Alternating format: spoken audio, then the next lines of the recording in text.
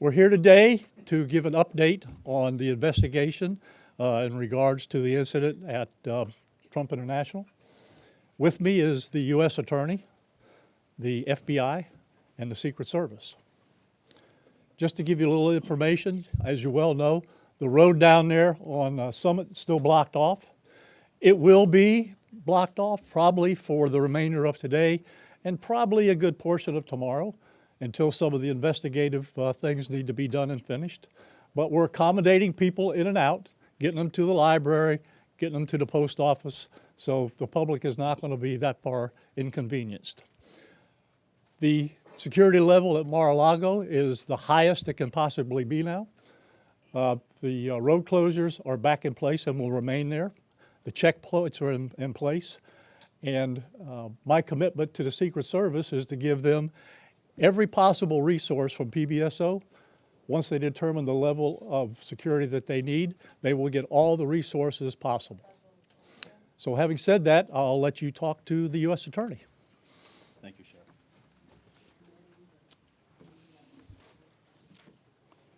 Good afternoon. Thank you for joining us today. My name is Markenzie Lapointe. I am the United States Attorney for the Southern District of Florida. I want to start by expressing my deep gratitude to Sheriff Rick Bradshaw of Palm Beach County Sheriff's Office for hosting today's press conference and for his department's assistance with this matter. I'm truly grateful for your leadership, sir. I'm also pleased to be joined by our partners in federal law enforcement from the FBI and the United States Secret Service, and also from ATF. Joining us today for comments and announcements are Special Agent in Charge Jeffrey B. Veltri of the FBI Miami Field Office, and Acting Director of the U.S. Secret Service, Ron Rowe. I want to also thank the men and women in law enforcement who have been working around the clock in the initial phase of this ongoing investigation. Our partners include federal and local authorities who effectuated the apprehension of the defendant and have aided in ensuring federal charges were filed against him this morning. We're here to announce that Ryan Wesley Routh, 58 years old, of Hawaii, has been charged by a criminal complaint in the Southern District of Florida with firearms offenses related to an incident which occurred yesterday at Trump International Golf Course right here in West Palm Beach. Routh was charged federally with possession of a firearm by a convicted felon and possession and receipt of a firearm with an obliterated serial number. He had his initial appearance today before Magistrate Judge Ryan McCabe in the federal courthouse in West Palm Beach. According to the allegations in the complaint, a U.S. Secret Service agent walking the golf course perimeter saw what appeared to be a rifle poking out of the tree line. After the agent fired a service weapon in the direction of the rifle, a witness saw a man later identified as Routh fleeing the area in the tree line. Routh was later apprehended by officers from the Martin County Sheriff's Office in coordination with the Palm Beach County Sheriff's Office. The complaint alleges that in the area of the tree line from which Routh fled, agents found a digital camera, a backpack, a loaded SKS-style rifle with a scope, and a black plastic bag containing food. The serial number on the rifle was obliterated. According to the complaint, Routh was convicted of felonies in North Carolina in December 2002 and March 2010, and therefore was prohibited from possessing a firearm. The FBI is leading this investigation, this ongoing investigation. As the Attorney General stated earlier today, the FBI is continuing its investigation of this incident as an assassination attempt upon the former president. The investigation remains at its early stages. The entire Justice Department, including the FBI, the United States Attorney's Office for the Southern District of Florida, and the National Security Division are coordinating closely with our law enforcement partners to fully investigate and prosecute this matter. The charges we're announcing reflect the strong collaboration of the agencies represented here: the U.S. Attorney's Office, the Department of Justice, would be unable to carry forth our mission without the invaluable assistance of our federal, state, and local law enforcement partners.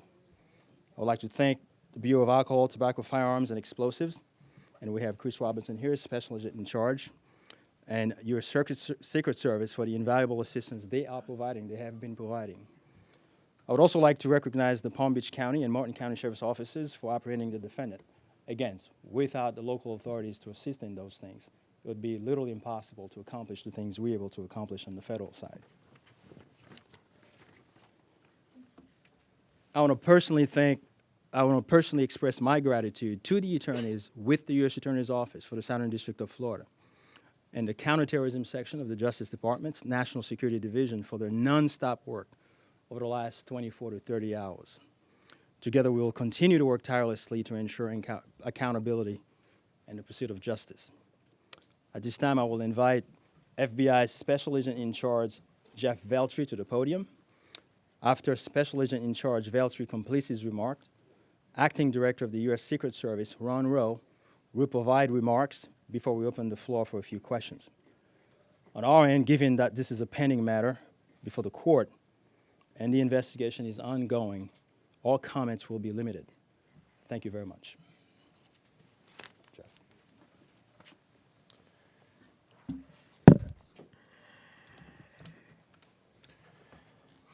Good afternoon. For a quick introduction, my name is Jeffrey Veltri, FBI Special Agent in Charge for the Miami Field Office. The FBI immediately responded to the scene here in West Palm Beach, Florida, and we are investigating this matter as an apparent assassination attempt of former President Trump. We view this as extremely serious and are determined to provide answers as to what led up to the events which took place.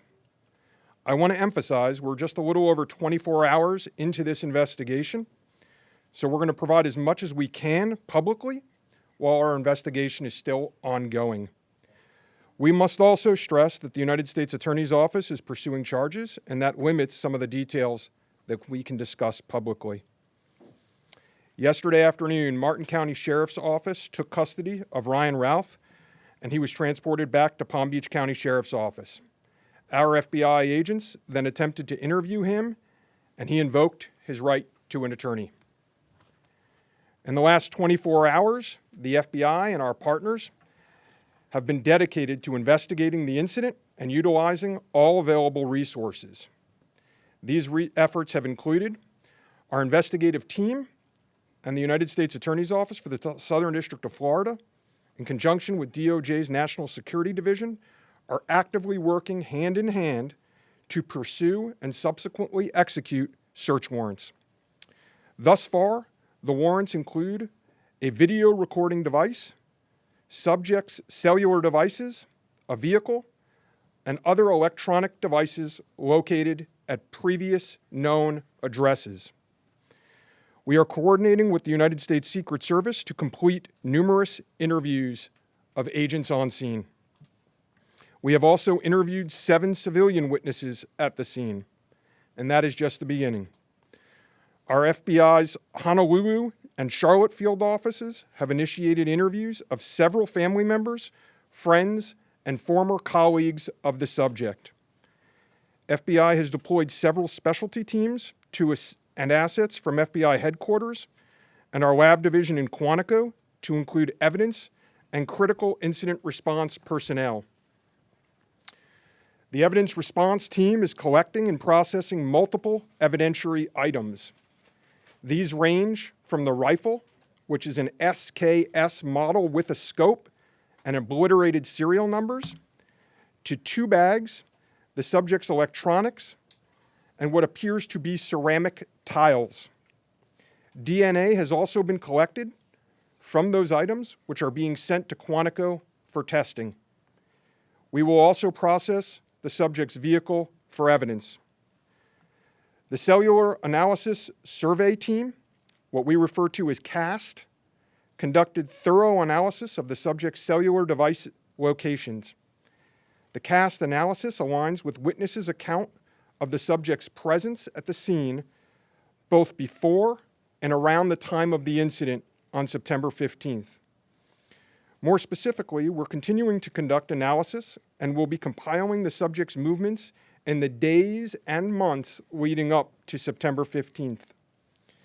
Cellular data shows that the subject was in the vicinity of the golf course roughly 12 hours before the engagement with the United States Secret Service. Our investigative teams conducted a neighborhood canvass in an effort to collect and obtain relevant video footage. The subject had an active online presence, and we are going through what he posted and any searches he conducted online. In addition, we're going through media reports and public statements he made that he wanted to recruit Afghan soldiers and others to fight for Ukraine. The FBI has sent multiple requests to companies for returns on the subject's phone and social media accounts. We received several returns and are waiting on additional responses from other companies as well. Our investigative team is completing analysis of the returns and actioning leads as needed, and we anticipate continuing until the FBI knows the full totality of the subject's social media presence. By way of his background, in 2002, as the United States Attorney mentioned, the subject was charged and convicted in North Carolina for possession of a weapon of mass destruction. Law enforcement checks also revealed that from 1997 to 2010, the subject had numerous felony charges for stolen goods. I can also share with you that he was the subject of a previously closed 2019 tip to the FBI where it was alleged he was a felon in possession of a firearm. In following up on the tip, the alleged complainant was interviewed and did not verify, I repeat, did not verify providing the initial information. The FBI passed that information to local law enforcement in Honolulu. On behalf of the FBI, I would like to thank the Palm Beach County Sheriff's Office and Martin County Sheriff's Office for their incredible work in actioning the witnesses' information and rapidly apprehending the subject. I would also like to thank the United States Secret Service, the United States Attorney's Office for the Southern District of Florida, the Department of Justice's National Security Division, the Bureau of Alcohol, Tobacco, Firearms, and Explosives, and our FBI field offices in both Honolulu and Charlotte, who have been conducting additional law enforcement activity related to the subject. Your continued partnerships have been invaluable. Oftentimes in law enforcement, we tell citizens to be vigilant and aware of their surroundings. Yesterday, a citizen provided remarkable assistance, which led to the arrest of this subject. We appreciate the public's diligence in passing potential tips and information regarding the subject and this incident to the FBI. If you have any information, please call 1-800-CALL-FBI or go online to tips, that's tips.fbi.gov. With that, let me turn it over to the United States Secret Service Acting Director, Ron Rowe. Good afternoon, everybody. Yesterday afternoon, this country was reminded of the heightened and dynamic threat environment that the United States Secret Service and its protectees face on a daily basis.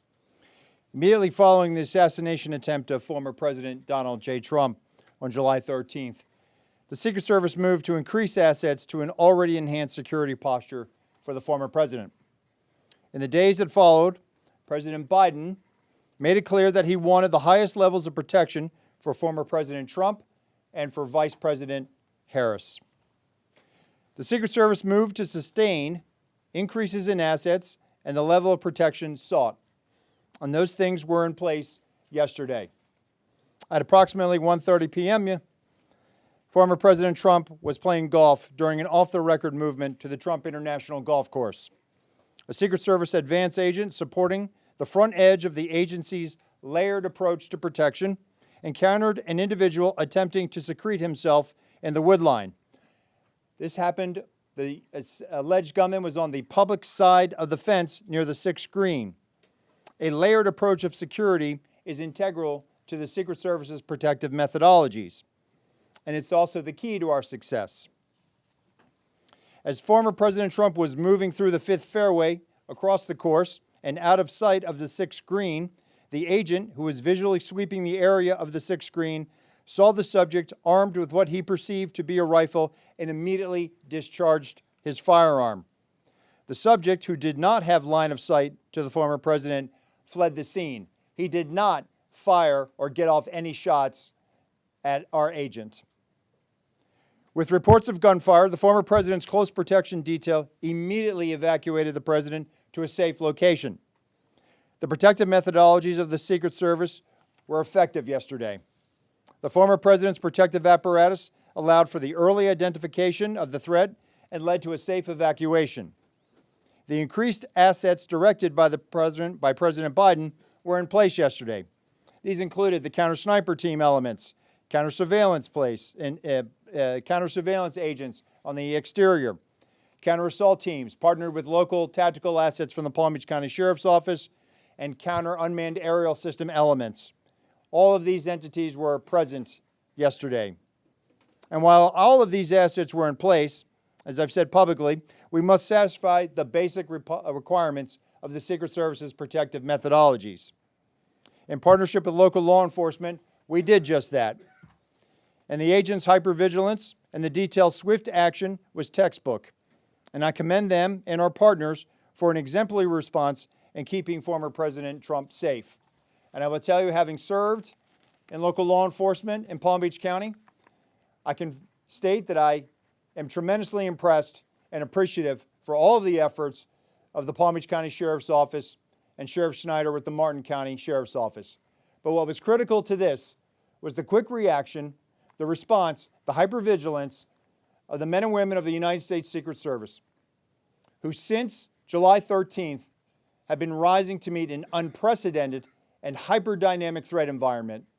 And they are rising to this moment, and I could not be more proud of them and the way they have executed, not only yesterday, but what they're doing today and what they are doing tomorrow and what they will always do because it is their duty. Thank you. Okay. All right. Well, go slow here, folks. All right. Don't everybody do it at once.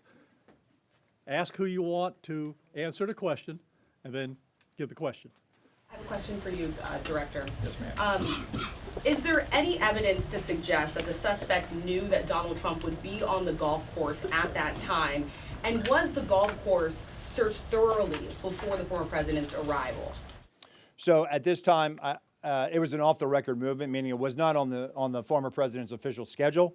And what I go back to is the layered approach.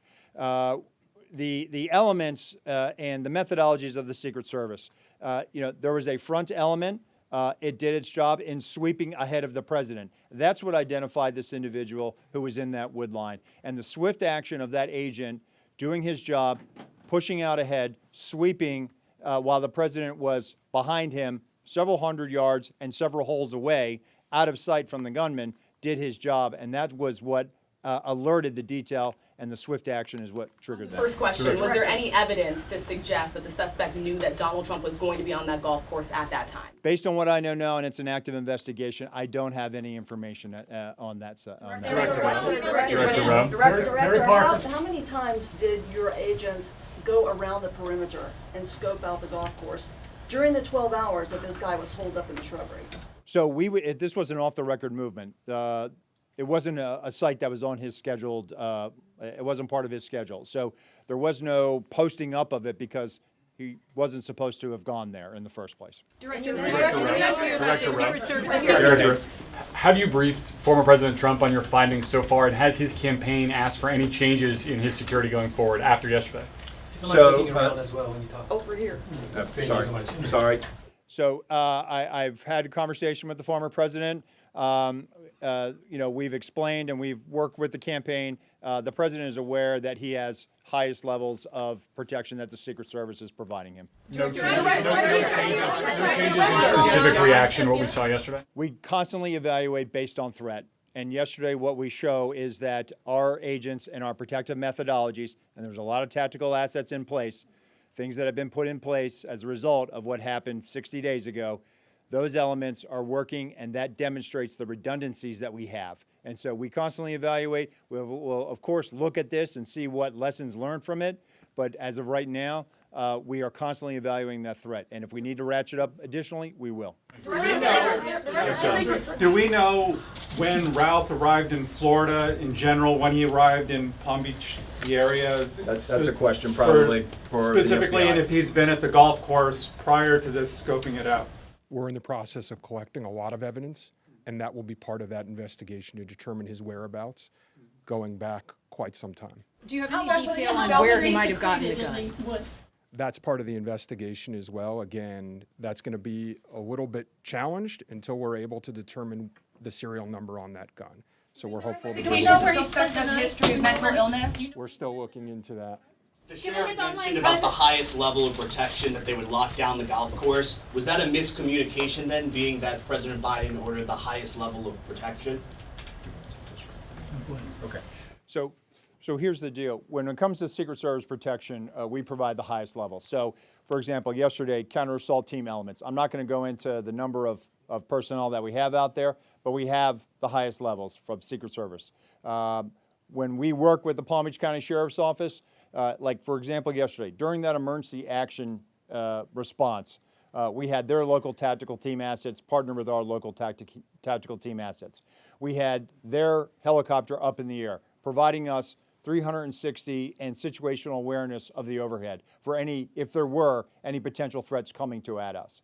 So what we did yesterday was exercise our emergency plan based on the number of tactical assets and the highest level of protection that we are providing. The sheriff and I have talked. Now, clearly, when you go down Southern Boulevard right now and you try to get over to Palm Beach and you see the robust presence that's existing outside of Mar-a-Lago, the heavy uniform presence, the additional assets of the Secret Service. And for those of you that were here in 2017, when the president was in office, when you look at that footprint now and you look at it today, there's not much difference there. There is heavy uniform presence out there. And again, what I go back to is yesterday was an off-the-record movement, off the record. And the president wasn't even really supposed to go there. It was not on his official schedule. And so we put together a security plan, and that security plan worked. In terms of him being in the vicinity, Special Agent Daltrey, in terms of him being in the vicinity, based on his phone records, is there any evidence to show that Ralph was in the vicinity in the area before Sunday? And when you say in the vicinity, does that mean right there at that spot in those bushes, or could it have been, down the street at a restaurant? It was in very close proximity to where he was spotted by the Secret Service. In terms of your first question, whether he was there earlier, our investigation is still looking to determine that. Given his online presence, has he already had everything from We're going to do two more. You get one. All right? Only two more. You get one. Okay, we understand that the Secret Service has asked Congress for additional resources since the Butler rally. Have you received those resources yet? So thank you for that question. So we are working. Look, the Secret Service operates under a paradox of zero-fail mission, but also that we have done more with less for decades. And this goes back many, many, many, many decades, right?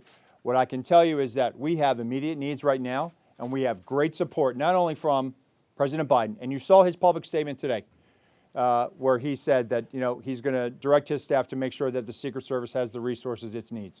We're having fantastic conversations with members of Congress. I've been up to the Hill last week.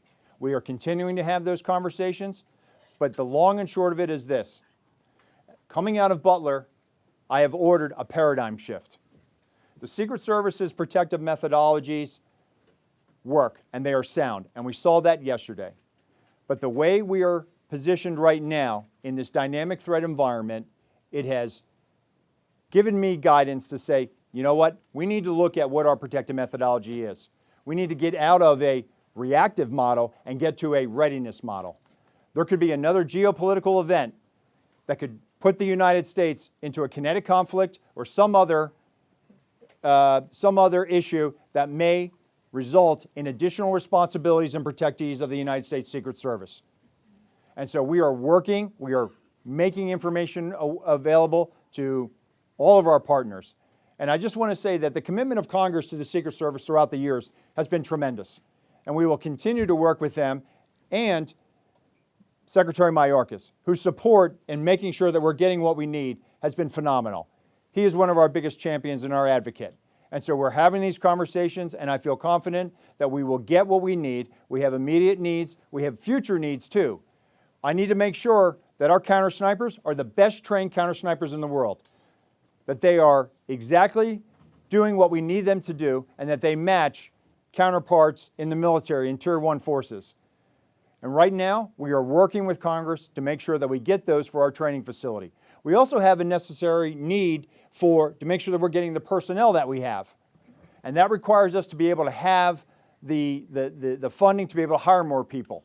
You can't just give me money and say, hey, we're going to make sure that everybody gets overtime. Because the men and women of the Secret Service right now, we are redlining them. And they are rising to this moment, and they are meeting the challenges right now. And if you look back at their body of work over the last 60 days, the Republican National Convention in Milwaukee, the Republican National Convention in Chicago, a visit of Prime Minister Netanyahu to Washington, D.C., and to West Palm Beach, which Palm Beach County Sheriff's Office supported.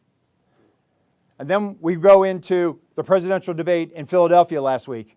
And for those in the media that have been to a national special security event, if you saw the National Constitution Center last week, what you saw was pretty much a mini national special security event with the number of assets that were on that perimeter. And so our folks are rising to this moment, but it requires all of us to be able to have good conversations and make sure that we're getting the Secret Service where it needs to be. And I'm confident that we will achieve that because we don't have an alternative. Success, we have to have it every day. We cannot have failures. And in order to do that, we're going to have some hard conversations with Congress, and we're going to achieve that. Last question, one more. The special agent in charge of the FBI, Yes, sir. did he act alone? Did he have some kind of help? At this point, we're still exploring that, investigating that. Our investigation will determine that. We do not have information that he's been acting with anyone else at present. Do we know how long he's been in Florida when he arrived? Oh, you snuck one At, in there. at this point, the question. Our investigation is still determining that. Thank you. All right. Anyhow, nope, that's it. We're not gonna do any more. All right, you got a lot of information there. The last thing I will tell you is, like the director of the Secret Service says, you know, the president called me last night, President Trump. He thanked me for everything that we did along with the Secret Service. He knows we work great together, and he feels safe. That's important because he is. And what we did yesterday proves that the system can work because the suspect didn't even get close to getting a round off, and we apprehended him and brought him to justice. So we're very, very proud of that. Thank you folks for being here. I appreciate it.